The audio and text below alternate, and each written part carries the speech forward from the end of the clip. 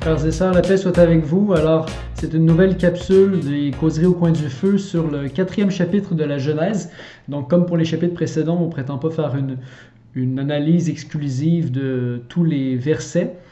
En revanche, je vais vous parler un petit peu de cette histoire d'Abel et Caïn, et puis comment il se situe finalement dans le récit plus large des 11 premiers chapitres de la Genèse. 11 premiers chapitres qui, on se le rappelle, ne sont pas d'abord une description historique des commencements, mais une sorte de prélude théologique, une sorte de prélude à ce qu'on va appeler finalement les grands axes de l'histoire du salut. Donc la plupart des notions fondamentales y sont, la bonté créatrice de Dieu, la bonté originaire de l'homme et de la femme, leur altérité, leur complémentarité, et évidemment ensuite le péché. Donc là on est dans la question du péché au 4e chapitre. On se rappelle que dans le chapitre 3, il y avait le péché d'Adam et Ève, désobéissance envers Dieu. Maintenant, on entre dans une désobéissance, ou plutôt carrément un meurtre fratricide entre deux frères, entre deux hommes. Et plus tard, on aura avec Noé notamment toute une question de péché intergénérationnel. Donc, si on veut, trois gammes de péchés, péché contre Dieu, péché conjugal aussi, péché contre son frère et puis péché intergénérationnel. En effet, depuis le péché d'Adam, il y a invasion du mal dans le monde, prolifération du mal. Donc je vous cite Saint Paul qui dit dans sa lettre aux Romains, par la désobéissance d'un seul homme, Adam, la multitude a été constituée pécheresse. C'est en Romains 5, 19. Donc il y a le péché d'Adam d'une part, mais il y a le péché originel qui se transmet, et qui fait que la volonté, l'intelligence, puis toute la personne humaine finalement est comme incline au mal qu'elle ne veut pas profondément, mais vers lequel elle tend parce qu'elle est blessée. Alors voilà, il y a un schéma biblique récurrent aussi qu'on commence à voir, qui est celui que lorsqu'il y a un mal commis, une sorte de catastrophe humaine et dans la relation avec Dieu, eh bien Dieu suscite un élu, Dieu suscite quelqu'un qui va être capable de faire rebondir l'histoire du salut, la mettre sur les rails. Donc ici par exemple avec Abel et Caïn va être suscité par la suite Seth. Ensuite au temps de Noé, justement au temps du déluge, il y a Noé qui est suscité. Ensuite, après la tour de Babel, il y a Abraham qui est suscité et sa descendance, et puis finalement jusqu'au Christ, parce que la descendance d'Abraham, donc les patriarches, seront cités aussi dans les généalogies du Christ que l'on retrouve dans les évangiles de Matthieu au 1er chapitre et puis Luc au 3e chapitre, les évangiles qui nous montrent combien finalement Jésus s'inscrit dans l'histoire humaine au complet, combien il vient la relever totalement, entièrement. Voilà, donc ça c'est pour quelques éléments, la question du schéma biblique récurrent, un péché, un mal commis, Dieu suscite un élu qui va rattraper les choses, etc. Alors, je vais simplement pointer votre attention sur 4 éléments du récit d'Abel et Caïn, toujours au 4e chapitre de la Genèse. Alors, première chose, sur le nom même de Caïn. Alors, je vous lis le premier verset. « L'homme connut Ève, sa femme, elle conçut et enfanta Caïn, et elle dit... J'ai acquis un homme de par le Seigneur. » Alors, acquérir un homme, le verbe acquérir, c'est kana, Q-A-N-A-H en hébreu. Et ce verbe, évidemment, fait penser au nom de Caïn lui-même. Il y a un jeu de mots entre Caïn et Cana. Et en fait, c'est intéressant parce que Caïn, c'est le premier finalement à être engendré. Et ce verbe-là, Cana, veut dire vraiment acquérir, mais lorsque Dieu en est le sujet, il peut être traduit par créer. Donc il y a 2 occurrences dans l'Ancien Testament, dont notamment le psaume 139, verset 13, que vous pourrez aller lire.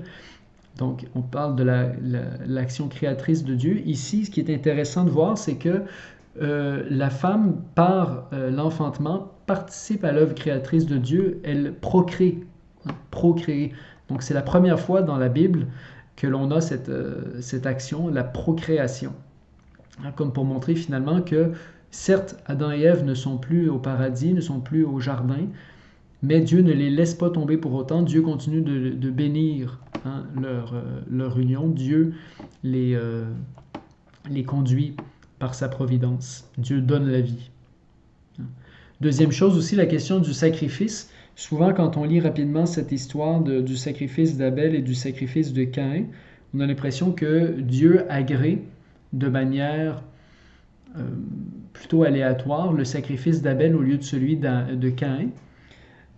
Alors que celui de Caïn, finalement, on réalise qu'il n'est pas porté par les intentions les plus pures, finalement, hein, parce qu'il a le visage abattu et il a la tête, si on veut, qui descend vers le sol. Donc, qu'est-ce que cela veut dire? En fait, profondément, c'est le symbole, si vous voulez, au niveau anthropologique, de l'homme pécheur, hein, qui retourne à sa condition animale. Vous savez que l'homme et la femme sont les seuls dans tout l'univers créé sur la Terre à avoir la stature debout, puis vraiment avoir les yeux vers le devant, si vous voulez, avoir une vue horizontale, et pas simplement vers le sol.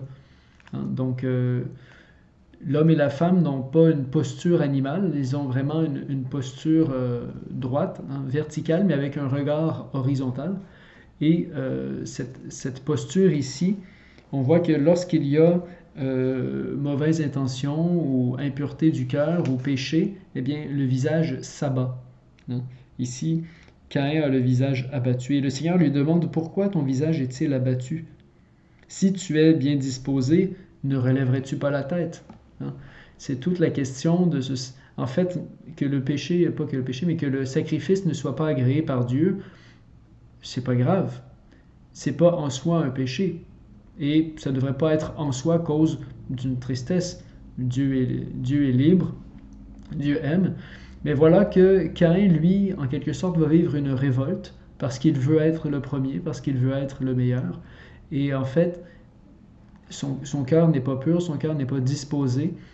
Et le Seigneur va lui faire remarquer. Et c'est suite à ça que Caïn va passer à son propos meurtrier, hein, ce crime fratricide d'enlever la vie à son frère. Alors maintenant, la question de la conséquence du péché. Alors, on a vu effectivement que lorsque l'homme est blessé, hein, nous sommes après le péché originel, lorsque l'homme est blessé, il est incliné vers le mal, donc Caïn est incliné vers le mal contre Abel, et de même que Adam avait été incliné vers le mal en disant à sa femme, c'est de ta faute. Et ce péché-là, en fait, sa conséquence, c'est l'errance. Hein. On voit ici, si tu cultives le sol, il ne te donnera plus son produit, tu seras un errant parcourant la terre, tu seras un errant. Hein. Et Caïn va reprendre cette parole et va dire, tu me bannis aujourd'hui du sol fertile, je serai un errant parcourant la terre. Donc c'est vraiment un thème qui revient dans cette fin de récit. L'errance, c'est quoi en fait? C'est de se chercher, de chercher une plénitude, de chercher un sens, de chercher un accomplissement, mais sans forcément le trouver. Hein, de rester enfermé dans ce qui nous enferme, dans ce qui nous ligote. Et c'est bien ce qui arrive effectivement avec Caïn. Dieu va quand même le protéger, hein, il va lui donner un signe. Il va le frapper d'un signe, un signe qui le protégera contre les ennemis éventuels à rencontrer. Intéressant, on a déjà ici une prémisse du signe de l'agneau pascal, hein, que les Juifs vont mettre sur le linteau de leur porte. Et évidemment, le signe par excellence qui est le signe de la croix, qui nous vient directement du sacrifice du Christ. Signe de bénédiction, signe de protection. Et alors, petite remarque à la fin, donc Caïn est envoyé au pays de Nod, hein, et ce pays de Nod, en fait, il y a un jeu de mots encore une fois, Nod de l'hébreu nad veut dire justement errance. Hein. Et donc ici, finalement, l'errant va au pays de l'errance, malheureusement où il ne trouvera pas la plénitude, mais où il pourra garder sa vie un certain temps et tenter peut-être de se repentir. Alors toujours est-il que depuis la chute, on remarque qu'il y a une succession de péchés, et puis le Seigneur Dieu va susciter par la suite Seth et ses descendants, hein, qui va pouvoir relever ensuite le peuple élu pour lui donner une seconde chance, remettre le train sur les rails, rebondir dans l'histoire du salut. Voilà.